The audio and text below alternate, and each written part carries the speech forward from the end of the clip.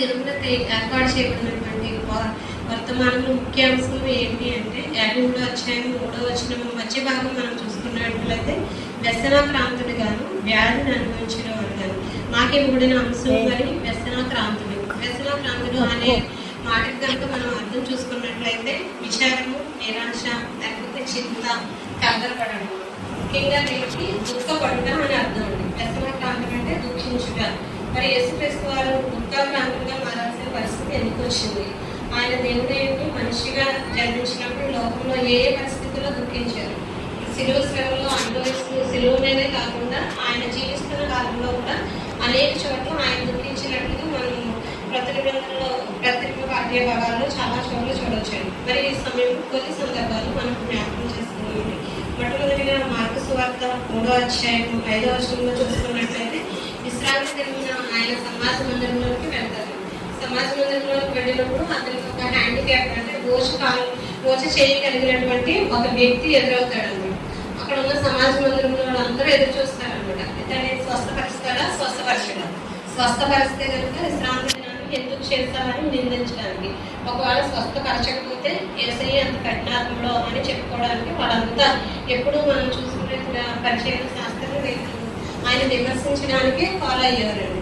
అలాంటి సమాజ మందిరంలోకి మరి ఆయన వెళ్ళినప్పుడు యేసుక్రీస్తు వారు అతను స్వస్థపరుస్తారండి. స్వస్థపరిచిన వెంటనే అక్కడ ఉన్న వాళ్ళంతా ఆయన్ని నిందిస్తారు. విశ్రాంతి దినమున ఎందుకు ఈ పని చేస్తాం, విశ్రాంతి దినమున ఏ పని చేయకూడదని ధర్మశాస్త్రం చెప్తుంది కదా అని యేసుక్రీస్తు వారు నిందిస్తారండి. మరి ఆ సమయంలో ఆయన ఎంతగానో దుఃఖపడతారండి. ఎందుకు ఆయన దుఃఖపడ్డారంటే వారి హృదయ కాఠిన్యమును చూసి దుఃఖించేను అని ఉంటుందండి.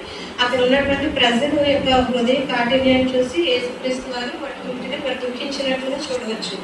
మంచి చేసిన చెడు చేసిన ప్రతి ఒక్కటి ఆయన దృష్టించి చూస్తారు. మన హృదయ పరిశీలనప్పుడు యెహోవా దేవుడు కాబట్టి నిరంతరం మనం చేసే ప్రతి పని మన మనసాక్షి ప్రకారం చేయాలండి. హృదయ కాఠిన్యంతో చేస్తున్నామా, హృదయ కనికరంతో చేస్తున్నాం అనేది మనము అనుదినము పరీక్షించుకుంటూ ఉండాలి. ఎందుకంటే మనకంటూ ఒక దేవుడు మనల్ని పరీక్షించి చూస్తున్నాడండి. ఒక ఎక్స్రేలో స్కానింగ్లో మనకు ఉన్నటువంటి లోపాలు బయటపడొచ్చేమో కానీ మన హృదయంలో ఉన్నటువంటి వాటిని పరిశీలించేది కేవలం యేసుక్రీస్తు వారు మాత్రమే. తండ్రి అయిన దేవుడికి మాత్రమే మన హృదయ స్కాన్ చేసినట్టు మన మనసులోని విషయాలు తెలుస్తాయి. మరి ఇంకొక సందర్భంలో చూసినట్లయితే ఇది అందరికీ మనకి సుపరిచితమైనటువంటి సందర్భం అండి. మరి లాజరు చనిపోయినప్పుడు మరియు మార్తలు ఏడుస్తూ ఉంటారు. యోహాను సువార్త 11వ అధ్యాయం 35వ వచనంలో చూసుకుంటే యేసు కన్నీళ్లు విడిచెను అని ఉంటుంది. మరి ఈ సందర్భంలో చూసుకుంటే యేసుక్రీస్తు వారు 3 దినాల తర్వాత అక్కడికి వస్తారండి.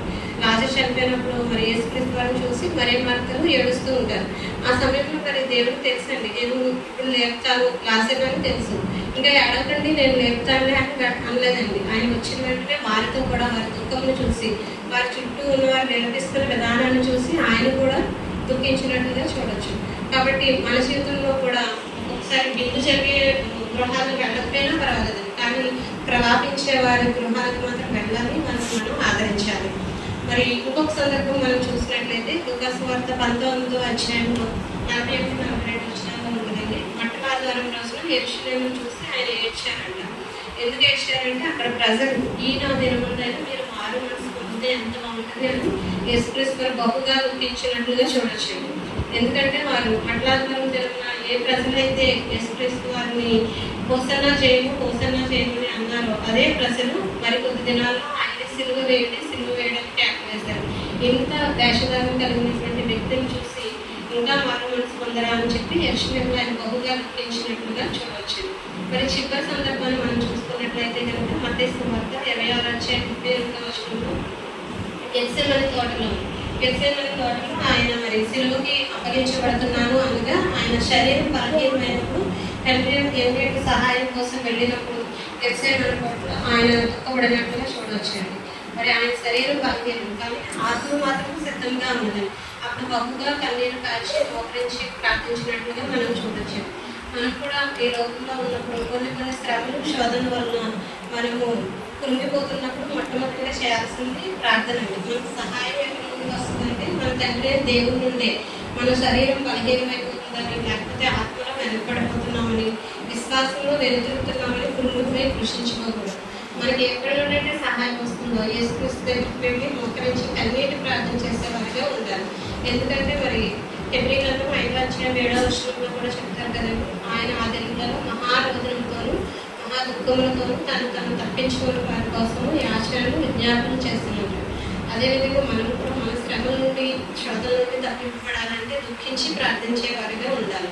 ఎందుకంటే మరి యేసుక్రీస్తు వారు చివరిగా సెలవులో వాళ్ళకి ఇచ్చినటువంటి ఒక ఆజ్ఞ మనందరికీ, ముఖ్యంగా స్త్రీలైనటువంటి వారికి, తల్లిదండ్రులకి, ఎవరైతే సంఘాన్ని పోషిస్తూ సంరక్షిస్తున్నారో, ఆత్మీయ తండ్రులుగా ఉంటున్నారో వారికి చివరిగా ఒక ఆజ్ఞ ఇచ్చారు. అది ఏంటని మనం జ్ఞాపకం చేసుకుంటే కనుక లూకాసు వార్త 23వ అధ్యాయము 28వ వచనంలో చూస్తే, యెరూషలేము కుమార్తెలారా మీ నిమిత్తము మీ పిల్లల నిమిత్తము ఏడుడి. ఎందుకంటే మరి మన పిల్లల రక్షణార్థమే మనం ఏడవాలన్నమాట.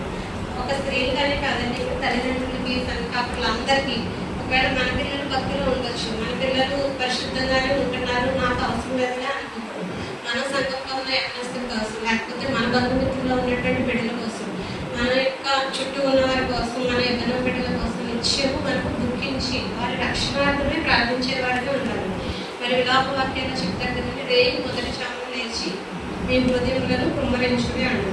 కాబట్టి మన పిల్లల రక్షణార్థమే మనకు నిరంతరము ప్రార్థించే వారిగా ఉండాలి. మరి ముఖ్యంగా ఈ యొక్క వ్యసన ప్రాంతాలలో మనం నేర్చుకోవాల్సింది ఏంటి అంటే కనుక, మన దుఃఖము ఏ విధమైన దుఃఖంగా ఉంటుంది, ఆత్మానుసారమైనదా, శరీరానుసారమైనదా. శరీరానుసారమైన దుఃఖం అంటే ఈ లోకంలో మనకి కావాల్సినటువంటి ఐహిక విచారాల కోసం, అంటే మన శరీరానికి ఫిజికల్ నీడ్స్ కోసం మనం దుఃఖించే వారిగా ఉండకూడదండి. మనం నీతికి రాజ్యాన్ని తెలిపినప్పుడు ఆటోమేటిక్గా దేవుడు మనకి అన్ని అనుగ్రహిస్తాడు. కానీ మన దుఃఖం ఎప్పుడు ఆత్మానుసారంగా ఉండాలి. ఎలా అంటే మరి మనం సంస్థను జ్ఞాపకం చేసుకుంటే కనుక అతను ఈ లోక సంబంధమైనటువంటి దుఃఖం పడినట్టు మనం చూడొచ్చు. తను ఫిలిష్తీయుల చేతిలో మరణానికి సిద్ధమైనప్పుడు యెహోవా దేవుని ప్రార్థిస్తారన్నమాట. ఎంతో నాజీలు చేయబడి, ప్రత్యేకింపబడి, అతను విడిగా ఆయనకంటూ తల్లి గర్భం నుండి ఆయన ప్రత్యేకింపబడి పరిశుద్ధపడినటువంటి వ్యక్తి, ఎంతో అభిషేకం కలిగినటువంటి అతను ఈ లోక సంబంధమైనటువంటి లోకాశలకి, శరీరాశలకి లోపడిపోయి, తన వ్యభిచార క్రియలకి అలవాటు పడిపోయి అతను పాపం చేసి తన అభిషేకాన్ని అందరినీ కోల్పోతాడు.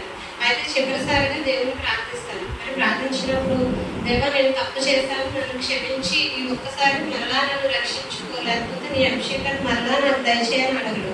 నేను నన్ను ఒక్కసారి బలపరిచితేవా ఈ ఫిలిష్తీయులందరినీ, నా శత్రువులు అందరినీ నాశనం చేసేస్తానని అడుగుతాడు.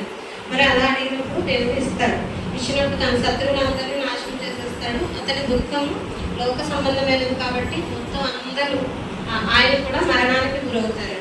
మరి దాని మహారాజు కనుక మనం చూసుకున్నట్లయితే ఆయన కూడా బెత్షెబతో పాపం చేసినప్పుడు ఎంతగానో దుఃఖపడతారు. మరి నాతాను ప్రవక్త వచ్చి గద్దించిన వెంటనే, ఒక రాజునని చూడండి, లేకపోతే నా పాపము ఎవరికి తెలియదులే అని చూడండి, ఆయన ఎంతగా దుఃఖిస్తాడు అంటే మనం 52వ కీర్తనలో ఇది చూడొచ్చండి. ఆయన హృదయ వేదనతో ఎంతగానో దేవుని సన్నిధిలో దైవ చిత్తానుసారమైనటువంటి దుఃఖం దుఃఖిస్తాడు.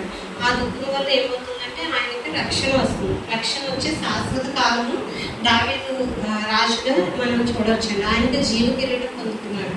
కాబట్టి మన దుఃఖము లోకానుసారంగా ఉందా, లేకపోతే రక్షణార్థమైనదిగా ఉందా? కొరింథీయులకు రాసిన పత్రిక 2వ అధ్యాయంలో, కొరింథీయులకు రాసిన 2వ పత్రిక 7వ అధ్యాయం 10వ వచనంలో మనం చూసినట్లయితే పౌలు గారు ఈ దుఃఖం గురించి చక్కగా చెప్తారండి. దైవ చిత్తానుసారమైన దుఃఖము రక్షణార్థమైన మారు మనసును కలుగచేయదు. ఈ మారు మనసు దుఃఖమును పుట్టించదు. అయితే లోక సంబంధమైన దుఃఖము మరణము కలుగచేయదు. ఇక్కడ దైవ చిత్తానుసారమైన దుఃఖము మనకి ఏం చేస్తుందంటే రక్షణ అనుగ్రహిస్తుంది. రక్షణార్థమైన మారు మనసు కలుగచేస్తుంది. కాబట్టి మన దుఃఖం ఎప్పుడు మన బిడ్డల కోసమైనా మన రక్షణార్థమే ఉండాలి. ఆత్మ సంబంధమైన దుఃఖమై ఉండాలి. ఎందుకంటే శరీర క్రియలు, శరీరము ఏదో ఒక రోజు నశించిపోతాయి.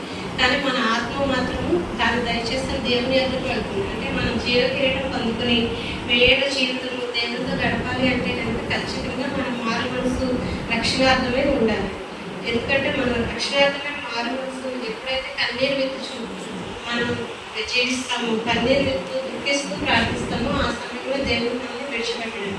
మరి 53వ కీర్తనలో ఉన్నటువంటి శ్రమలన్నిటికీ ఒక యెషయా గ్రంథము 61వ అధ్యాయం 3వ వచనంలో చూసినట్లయితే మనకు ఎదుర్కొంచిన వారికి ఉల్లాస వస్త్రము ధరింపచేస్తాడు. అంతేకాకుండా మరి ప్రతి వాని బాష్ప బిందువు తుడిచివేస్తాడు. మనం దేవుని సన్నిధిలో నిరంతరం విజ్ఞాపనం చేస్తూ వెనుకలు చేసేవారిగా ఉండాలి.